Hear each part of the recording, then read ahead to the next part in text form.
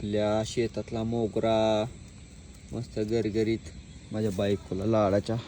तर एब्लिब्लिव live live live to देशी मोगरा कसा वास येतोय? छान येते ना.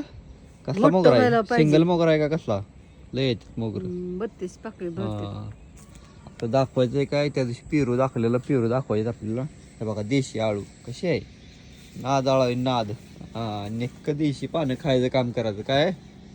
त्या दिवशी नव्हतं वाटतं दाखवताना, हे पेरू दाखवायचं तुम्हाला बघ. शेपाशे पेरू बघा कसं पेरू लागले, तर सगळं लकडून गेलं काही मोठं झालं त्या दिवशी.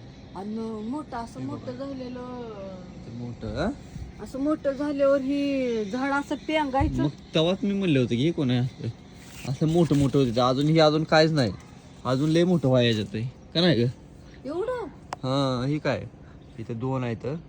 बिगर औषधाचं एवढं डेंजर. बेकार औषधाचं पेरू आहे ती. अजिबात ह्याला फवारणी नाही ना, काय नाही काय नाही, एकदम देशी माल असं आहे. आंब लागायला पाहिजे होतं यांना. मग काय तर आता एक खायसारखे झाले. तर इथं 2 आहेत, इथं 1 आहे. आम्ही इथं 2 आहेत. जेवढ्या फळांची झाडं लावली त्यापैकी ही पेरूने लय आम्हाला फळ दिलं इथं एकाच किचनचं वर्षात. पाणी सांडतंय ना आपलं, त्याच्यामुळं एकाच आम्ही वर्षात. काय केले, सिस्टम पाईप काढून डायरेक्ट किचनचं पाणी ह्याला दिले, त्यामुळे हे आळू बिळू एकदम लकडून गेले. पेरू बिरू का नाही ग. हम्म.